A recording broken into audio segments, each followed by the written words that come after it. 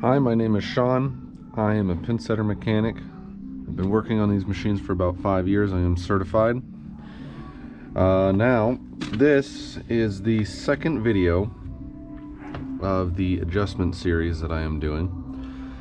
Last one we did was the detector rod adjustment, and now we're going to do the rake sweep hook adjustment as well as the rake board height adjustment.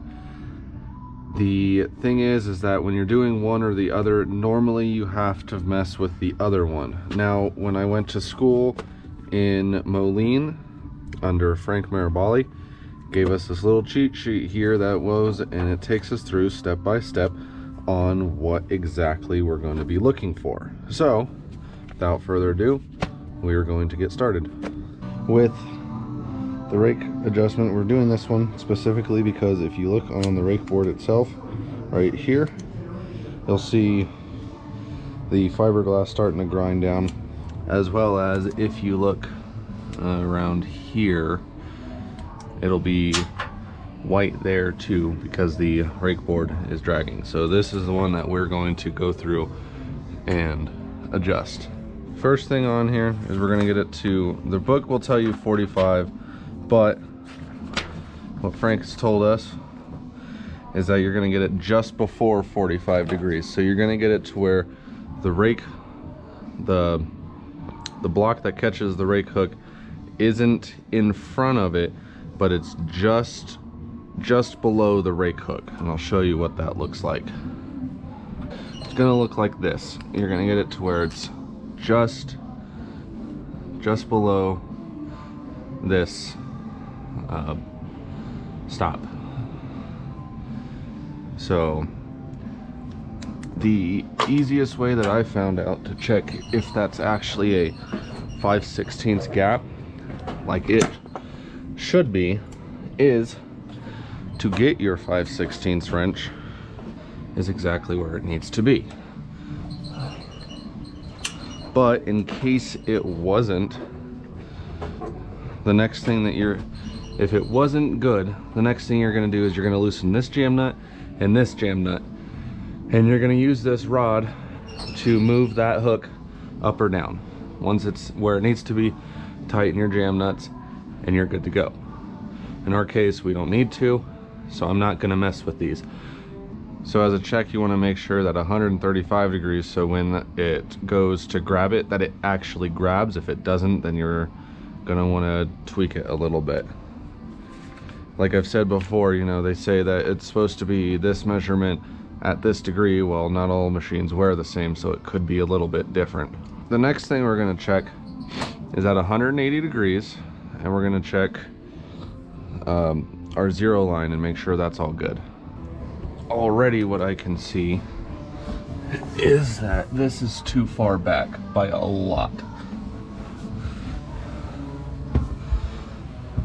Yeah, so this is too far back by a lot because the board is supposed to be lined up here with, this is your zero line. If you don't know how to find your zero line, you're going to go to the center of your back row pin spots, and you're going to go three or 3.5 inches back, and that's what it's going to be. If your deck has these little hash marks on it, then that's your zero line already implemented onto it. So we're gonna have to adjust this. All right, correction. Your zero line is 3 inches back from the center of your pin spots, not 3.5. So I'm gonna get this out of a 180, and we're gonna get all our zero line stuff over to the kickback, and you'll make a little mark.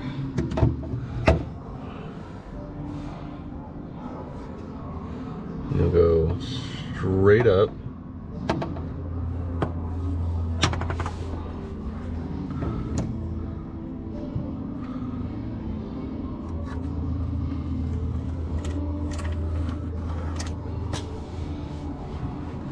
okay, then from that line you're going to measure back 13.5 inches. That's your zero line. That's 13.5 inches back. So what's supposed to happen is that hinge right there is supposed to line up with that line there. So you're going to do this on the other side just to kind of make sure that both sides are the same and the rake isn't tweaked. We're going to get it back to 180 and we're going to make sure that everything is where it needs to be and then how much we need to adjust it. So if you look at this picture here, zero line is supposed to be right where the bend is in the rake support arm, and then the zero line, I mean the 13.5 inches back, is supposed to be right where that hinge is from the support arm to the rake arm. So we'll see how close that is. So as you can see, not close at all in either one. So we're gonna have to move the rake. So the way that we're gonna do this is you're gonna have your 2 jam nuts on your rake crank link. So we're gonna loosen those up and move that whole link.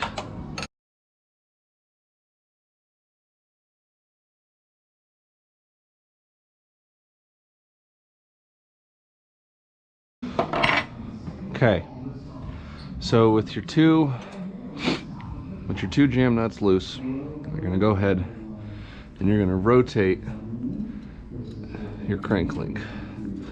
So the issue I'm running into right now is the amount of thread showing on that side is way less than what it's showing on that side. So if I keep rotating this, there's a possibility that this is gonna come out, which is not what we want, but there's a lot that needs to come out here.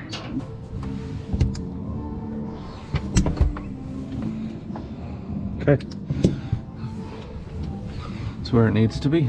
All right, now we're gonna tighten up those jam nuts, and that's exactly where our crank link needs to be. So next, it's gonna be at 225, so it's gonna be just when the rake lets go.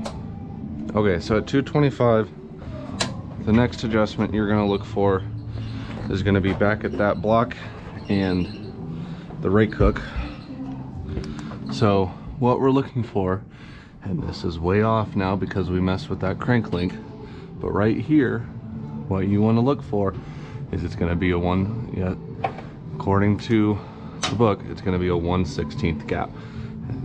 This is way more because I can fit my finger in there now. So with your 3/16 wrench, you're gonna loosen the rake stop on the 7-pin side. For this one, we're gonna have to loosen both.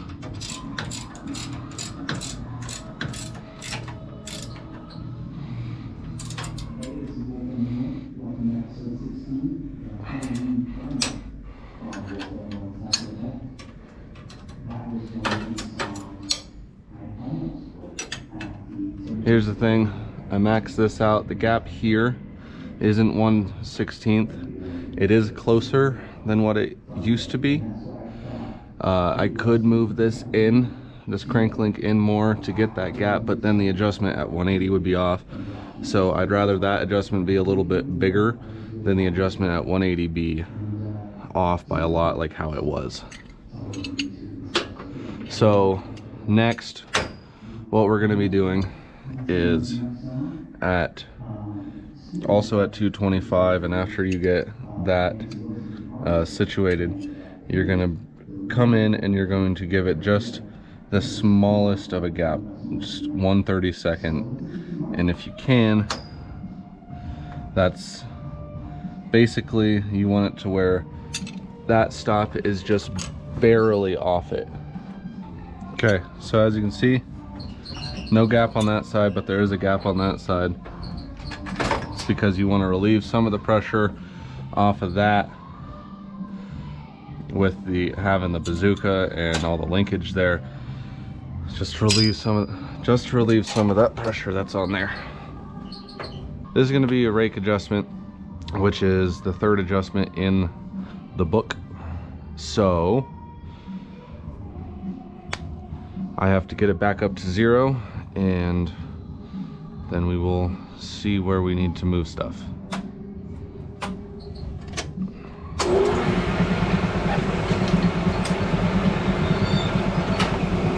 Before we do that though, I want to go through and I want to check and make sure that everything's sweeping fine and that this is all good. Nothing's catching when it shouldn't.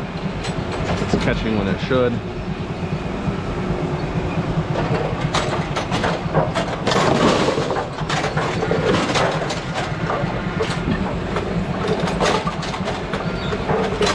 Okay, that looks good to me. So let's move on to the next thing. So the first thing on adjustment 3 you want to check is at your C lever, and you want to make sure that this gap here is a 1/4 inch. Right now it's at 3/8, so we are going to have to move that. Being that we need to adjust that, it's going to be done at 45 degrees, which is when your crank link is going to be straight. Change that, we're going to loosen this set screw in here, and there is a hole in this shaft that we're going to have to rotate. You're going to go counterclockwise to decrease the gap and clockwise to increase the gap. The other thing as well is that each full turnaround adjusts the gap by a 32nd of an inch. So if we're sitting at 3/8 and we need to get to a 1/4, I'm pretty sure we need to do four full turns counterclockwise to get our 1/4 inch gap.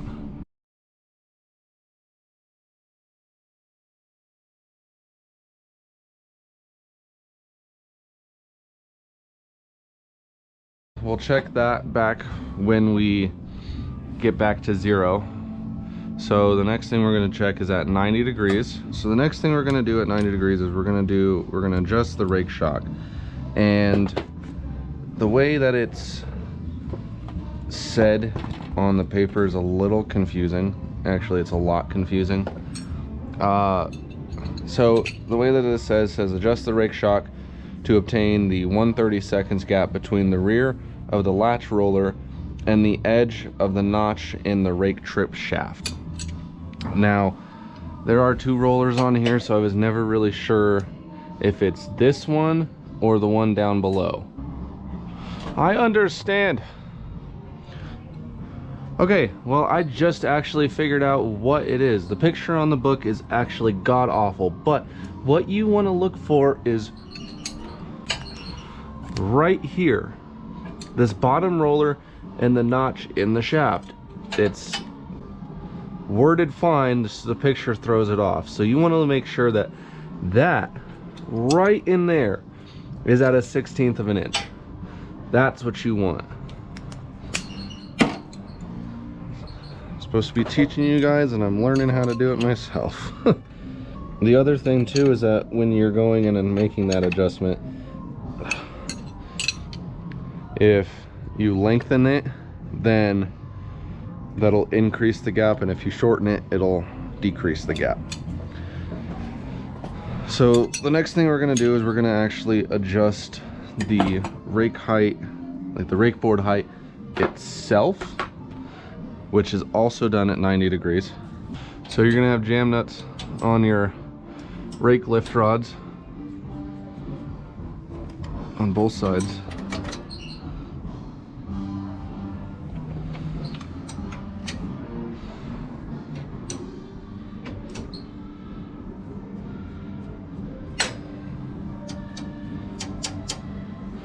Alright, so as it sits right now,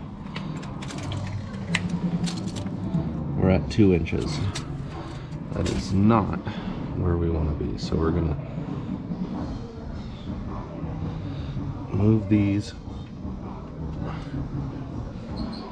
to get that 3 inches. 2 3/4.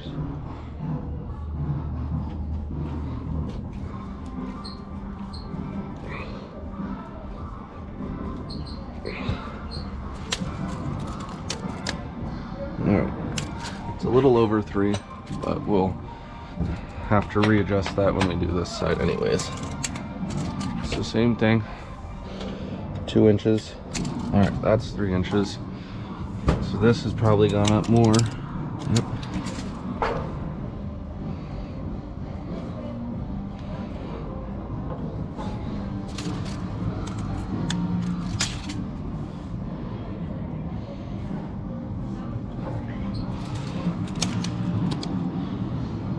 Okay, that's 3. Double check this side. Also 3. Okay, so now you're going to tighten up your jam nuts. The next thing we're going to have to check is we're going to have to check it between 135 and 180, which is about when the rake board is halfway between the second and third row of your pins. With your rake board between your second and third row pin spots, what you're going to do is you're going to loosen, not take out, but you're going to loosen each of these bolts that are holding in your rake cam. Please be careful when taking these off, because this cam is very sharp over all the years of a bearing rolling over it. So as you can, so the gap is supposed to be at 5/8. I'll tell you this right now, it's not even close. Now, I'm sure Frank, who's been doing this for his whole life, has some easy way to check this. There goes my flashlight. So unfortunately, you know, the whole point of this is to eliminate the whole guess and check thing, but with this, that's about all I got is guess and check. So I know though that the rake board is sitting lower than it should right now, and I know this low spot of the cam is 180. So what I need to do is I need to get it slightly more, I need to back the cam up just slightly to get the rake board to sit higher. What I like to do is unlock this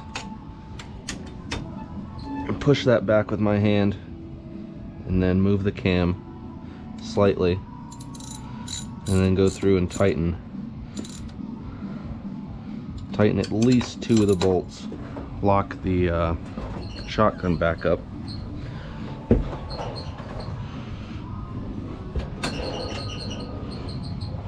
So then looking at that, I can tell that that's probably more than 5/8. That tells me, okay, I went too far, so I need to go more onto the low of the cam.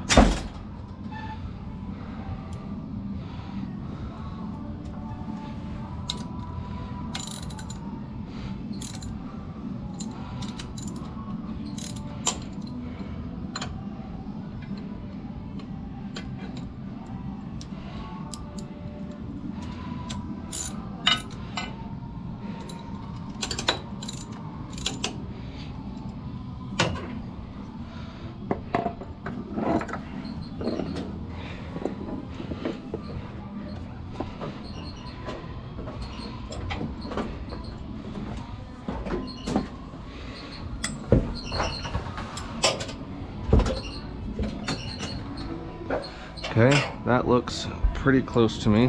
Take your 5/8 or tape measure, and I know that this is sitting just a little high, but it's even. So I'm actually gonna call that good. If it sits, they say 5/8, but if you're at least no more than an inch, you should be fine, because basically what you want to make sure with this adjustment is that you make sure that no deadwood can come out of this. If deadwood can get out of there, then definitely need to check this adjustment over again. But being that it's at approximately an inch, I'm gonna say it's fine. Make sure you go and you tighten all the rest of your bolts, because there has been plenty of times where I've just tightened the two and then come back the next day and have to do it over again because it's broken, according to the front desk. With all the bolts tightened, now we got to get it to 180 again, which... Okay, so the next thing that we're going to look at is our V lever and our rake lowering stop bracket. This is too much. This should actually have according to this, it should have a 32nd inch gap, and as you can see with that, it's on it.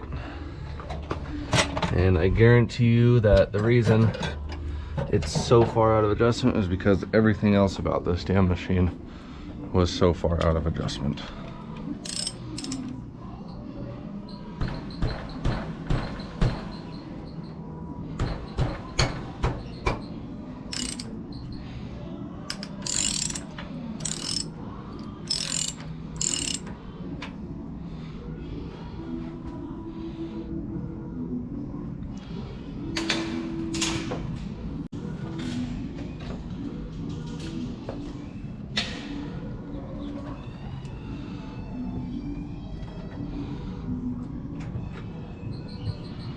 Okay.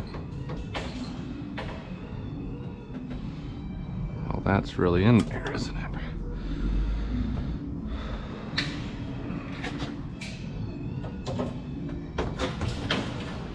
All right, so I'm gonna have to get that out of a 180 to even get that loose.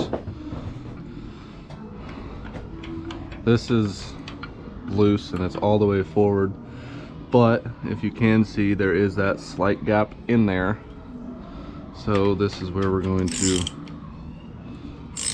tighten everything up.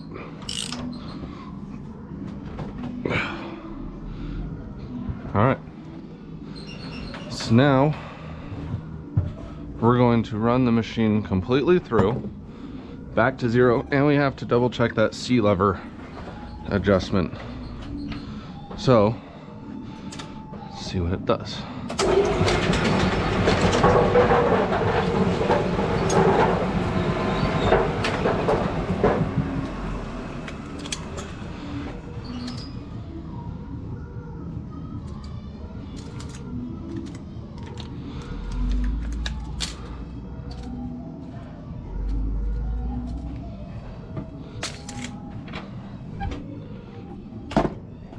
Okay, double check that.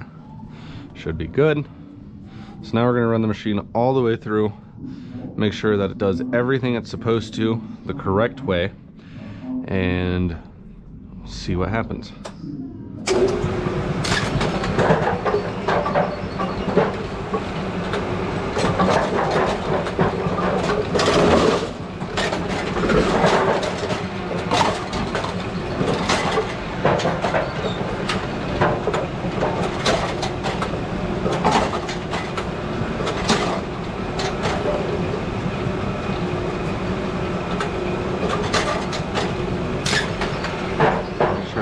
Dragging of the rake.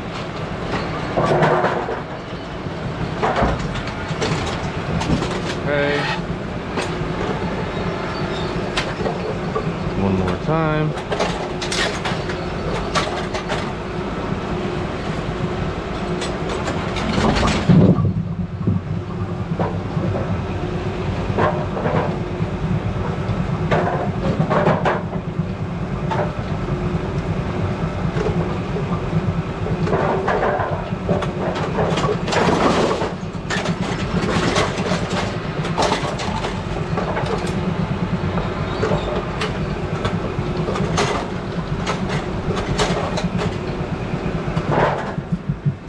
So it does seem a little jumpy, but that's because this gearbox has, well, there's most likely a broken tooth in the gearbox. So that's why it seems a little jumpy, but other than that, everything's good. You barely hear it when it comes forward, which is exactly what you want. It doesn't drag on the deck. No deadwood comes out. No pins are getting underneath the rake. So that's it. It's as simple as that. But you want to make sure that when you do adjustment 2, you want to make sure that you go through and do adjustment 3, because more than likely if adjustment 2 is messed up, 3 is messed up as well. May not be everything a part of the video that I said, you know, your shotgun may be good, but your crank link is messed up, or your crank link's bad, and your shotgun's, I mean, your crank link's good or your shotgun's bad, and you know, the stops might be where they need to be, but not everything that I showed is going to be messed up. I just went through and tweaked anything that I needed to, and basically needed to tweak everything except for the rake hook height. That was the only thing that was adjusted where it needed to be honest. So other than that, everything else needed to be moved. So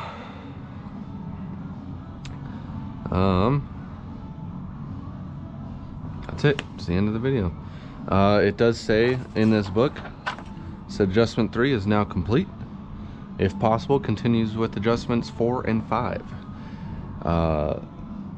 That is the 4 is going to be the next one we're doing, which is the pit cushion lift rods, which is all going to be in here. But for now, this is it. And if there's any questions that you have, please leave them in the comments below. I'm more than happy to answer questions that you may have. More than happy to help out anywhere that I can. And I will see you in the next video. Bye.